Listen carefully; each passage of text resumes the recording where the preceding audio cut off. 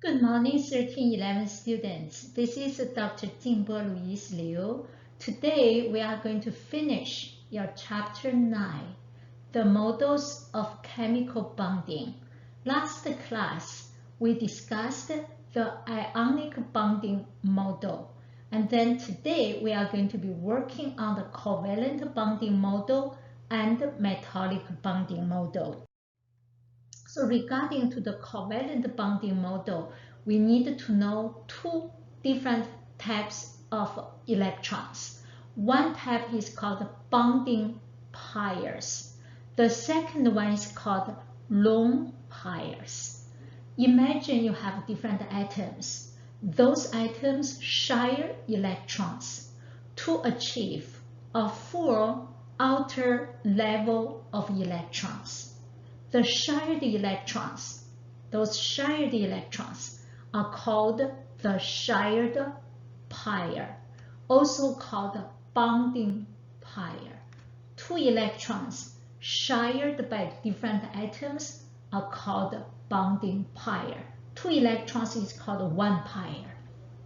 The shared pair is represented as the pair of dots, such as in your hydrogen atom has one electron. Each hydrogen donates one electron, and then they share these two electrons to reach the outer level of two electrons. You follow your duet rule. If you have two electrons, you can simply using one line to represent it. One line represents two electrons. This is called bonding pair. Other types of electrons called lone pair. For example, you have your fluorine. Fluorine has 1, 2, 3, 4, 5, 6, 7 electrons. Each fluorine has 7 electrons. These two fluorine atoms share two unpaired electrons. These two electrons, they are called shared electrons and also called bonding electrons. You have one pair, so you use one line. The other ones, they are paired. They are two electrons together, but not shared. Those electrons called unshared pair or lone pair. Fluorine, you have 1, 2, 3. 3 unshared pairs. So therefore, you define the outer level electron pair that is not involved in bonding. So you call them lone pair, also called unshared pair. Each fluorine, again, you have 3 lone pairs. This is about the different electrons. So your covalent bond involved in the sharing of electrons normally occurs between nonmetal and nonmetal, such as your fluorine and fluorine, F2. Fluorine molecule forms a covalent bond between two fluorines, such as HCl, hydrogen chloride. Hydrogen provides one electron, chlorine provides one electron. They share that two electrons. You form the covalent bond. Covalent bond has different properties such as bond order, bond energy, and bond length. The bond order is the number of electron pairs being shared by the given pair of atoms. A couple minutes ago, we showed you fluorine, F2, and hydrogen, H2.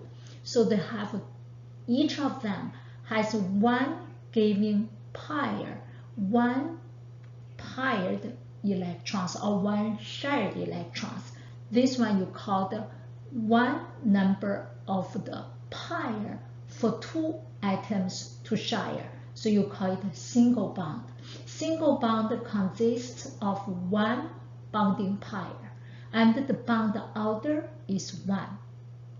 If you have, for example, oxygen, two oxygen, you have two paired electrons, valence electrons, and 2 oxygen shared 4 total electrons. So you have 4 electrons being shared. In this case, consists of 2 bonding pairs. You call it a double bond.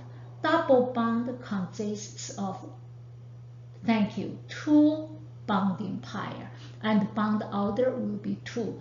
In the future, we study triple bond. Triple bond consists of 3 bonding pairs. Triple bond has a bond order of 3. Single bond, bond order 1. Double bond, bond order 2. Triple bond, bond order 3.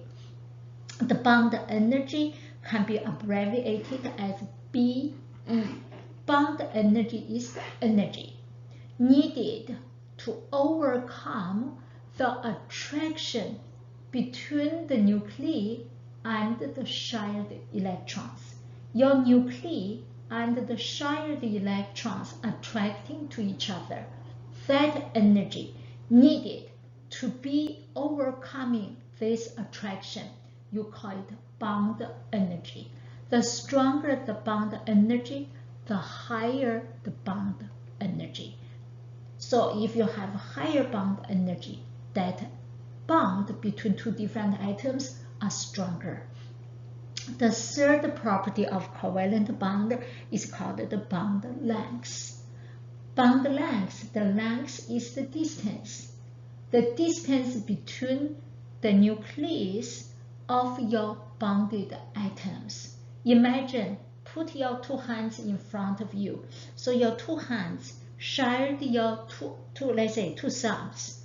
The nuclei and nuclei in the center of your atom, the nuclei and nuclei distance is called the bond length. So let's take a look at these different atoms. If you have fluorine F2, 2 fluorine atoms, so between these 2 nuclei, you have the distance. This distance is called bond length. Similarly, for your, let's try chlorine. This chlorine, so 2 nuclei, you have the distance. The bond length, which you found, is bigger. And this bond length, so is corresponding to the covalent radius. Covalent radius is the distance between this nuclei to the boundary of your outer electrons for that associated atom. Essentially, the covalent radius is about half of your covalent bond length.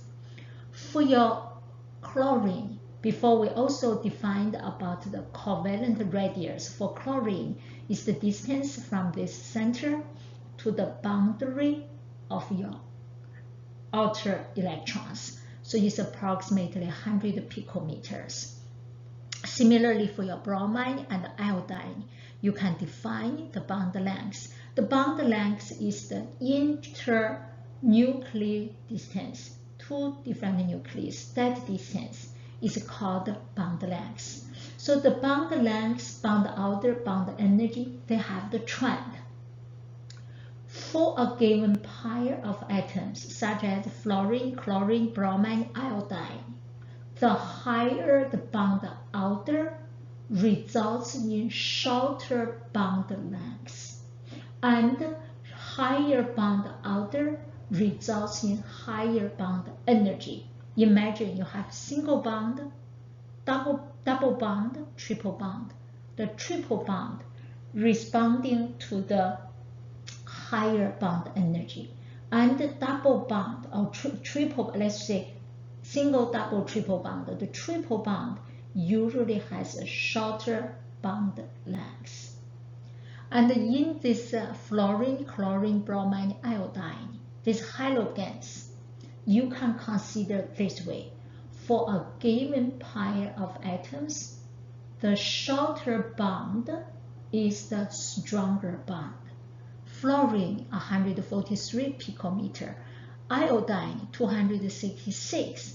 The shorter bond length is related to the stronger bond. your bond length increases down a group in your periodic table from fluorine, chlorine, bromine, iodine. The bond length increases from top to the bottom. In the same period, your bond length decreases across the period.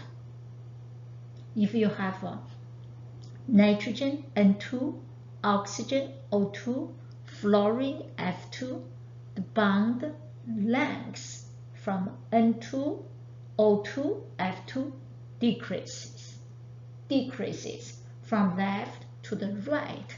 The bond length decreases across the period, and your bond energy shows the opposite side, a trend as the bond length. In other words, the longer the bond is, the weaker the bond energy is. We are going to do a couple comparisons. So let's see, we have this sample problem 9.2.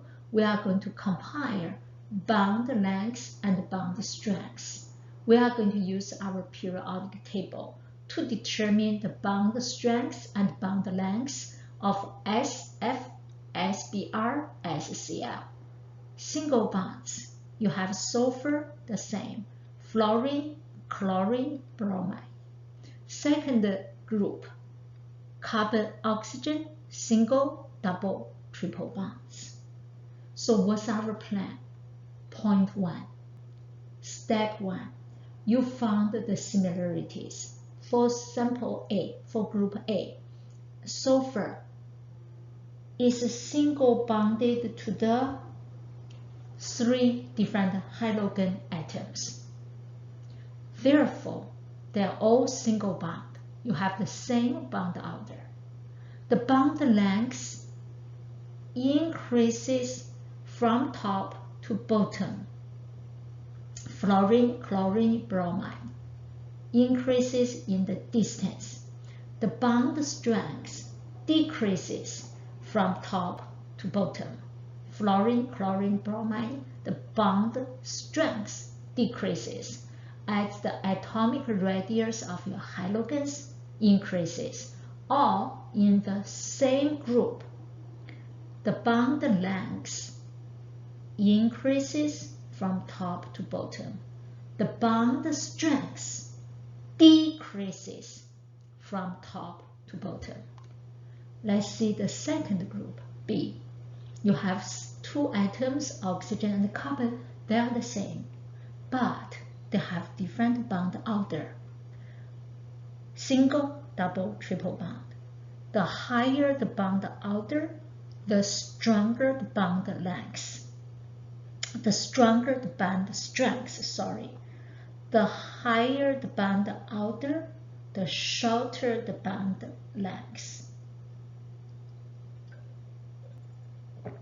Our solution for A, as we mentioned, your bond length, sulfur all the same, from your fluorine, chlorine, bromine increases. So you rank it in the decreasing order. Sulfur bromine bond, sulfur chlorine bond, sulfur fluorine bond decreases.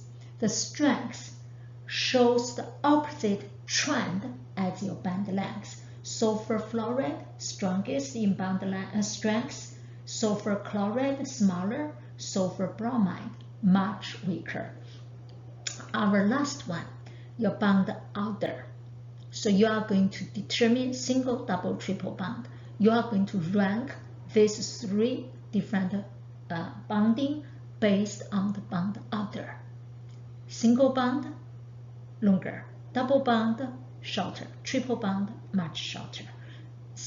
Oppositely, your bond strength, triple, double, single bond decreases. Before we learned about electron affinity, today we learned something similar to the electron affinity. It's called electronegativity.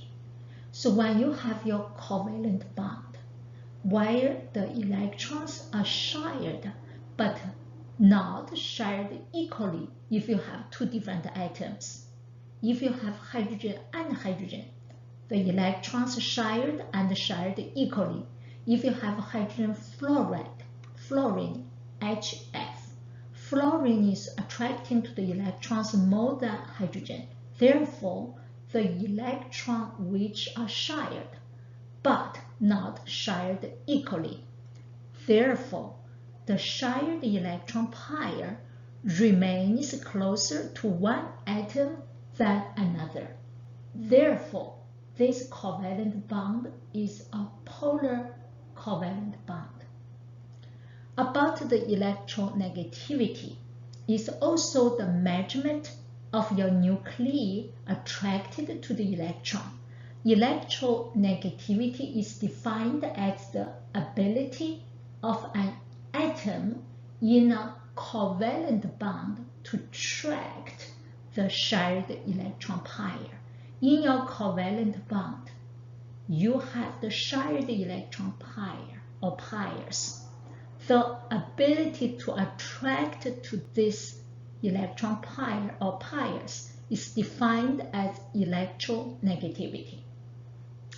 Unequal sharing of electrons causes the more electronegativity atom of the bond to be partially negative, and the one which is not attractive to the electron pairs, you consider less electronegative atom. That less electronegative atom normally is partially positively charged, such as your HF, hydrogen fluoride. Your fluoride will be partially negatively charged. Your hydrogen H will be partially positively charged. The trends in your electronegativity, we can do the same way as your electron affinity. The most electronegative element is your fluorine F. In general, down a group, in the same group, from top to bottom, electronegativity decreases, such as lithium, sodium, potassium, cesium. Those different elements from top to bottom, the electronegativity decreases. Another one about electronegativity across the period, from the left to the right, electronegativity increases. Your metal always has less electronegativity than the non-metal. Non-metal has more electronegativity than the metals. These two graphs showed you the Pauling electronegativity scale and also showed you electronegativity and the atomic size.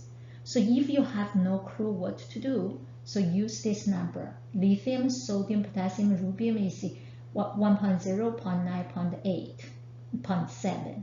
And then from the same period, top to bottom, so let's take a look at fluorine, chlorine, bromine, iodine. 4.0, 3.0, 2.8, 2.5. So that's decreases from the same group from top to bottom. From top to bottom decreases in the same period. Generally speaking, the electronegativity increases. Thank you. From left to the right. From the left to the right in the same period. So this is about the covalent bonding. About your metallic bonding, before we did mention electron C model. In your metals, so lots of electrons are going to be shared by the different atomic atoms. So your all metal atoms in the sample contribute their valence electrons to the formation of the delocalized electron C. The outermost electrons plus n-1 d electrons, they are going to form a delocalized electron C. In the center, you can consider metal cation, positively charged ions, meaning the nuclei with your cover electrons lie in an orderly array within the mobile delocalized electron C. All the atoms in the sample share those electrons. Those electrons are the delocalized electrons. Therefore, your metal is glued together by the attraction between the metal cation and the C of your valence electrons. This electron C model can explain the properties of our metal. Metal has several important properties, such as metal are generally solid, except your mercury, Hg, is the only liquid metal to the best of my knowledge. Metals usually have a moderate to high melting point, but the boiling point are very high. Except mercury, I barely hear any metal can be easily vaporized under ambient condition. Melting point decreases down a group, generally speaking, and increases across your period.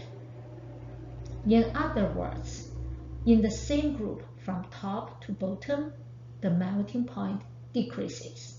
In the same period from your left to the right, increases. Metals can be shaped without breaking. Remember, we have the electron C. Those electrons C allows the metal ions to slide past each other without breaking the bonding, the attraction. Your metals are very good conductors of both electricity and heat. Metal can conduct electricity as a solid or in a solid state, in a liquid state, either in solid or liquid state.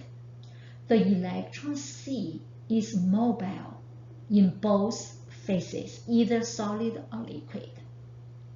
That's the major reason metal are very good conductor of your electricity. Metal is also a very good conductor of the heat. And the metal, as we mentioned, very good conductor of the heat. Generally speaking, metal has 4 different properties. Number 1, metal are generally speaking solid with moderate to high melting point, boiling point very high. Metal can be shaped without breaking. Metals are good conductor of your electricity in either solid or liquid phases. Metal are very good conductors of the heat.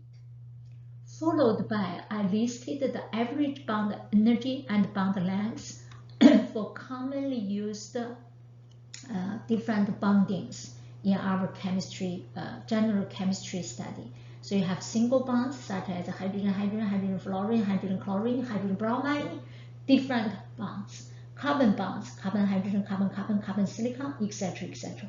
You have double, triple, single bonds, and you also have multiple bonds such as double bond between carbon carbon, between carbon nitrogen, between carbon oxygen, between nitrogen nitrogen, between nitrogen oxygen, between oxygen and oxygen.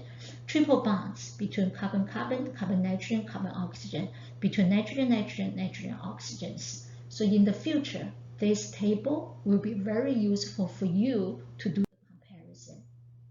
And then this slide showed you the relationship of your bond order, order 1, order 2, order 3, bond lengths, whether they are long or short, bond energy, strong or weak, in this table. The relationship between the bond order, bond lengths, and bond energy. So this slide also will be useful for you to determine the strengths, the bond lengths of the given different atoms, atom pairs. Then the last slide showed you the enthalpy of the reaction for combustion of some food. I believe all of us using lots of the fat, butter, margarine, and also vegetable oil. So these different compounds involved in carbon-carbon, carbon-hydrogen bonds. So they have the enthalpy change during the combustion. So you can see the vegetable oil, -37. You try to avoid using large amount of oil. Also, this butter, so you have very high delta H. Table sugar, sucrose, so -16.4. So also I suggest use less sugar if you can. The brown rice, those ones are related to carbon, hydrogen, oxygen. They called carbohydrates. CnH2OF. So it's looking like the compounds like hydrates, carbohydrates. So your maple syrup, so -10.4. This may be a little bit better for you if you like sweet. And also the melting and boiling point of some of the different metals, such as lithium, tin, aluminum, barium, silver, coal, copper, and uranium. So you can see the melting point is moderate or pretty high, like a copper, very high melting point. Boiling point is very, very high.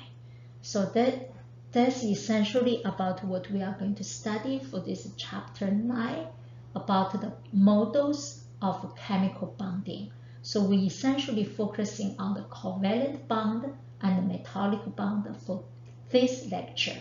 That's all for today. Thank you so much.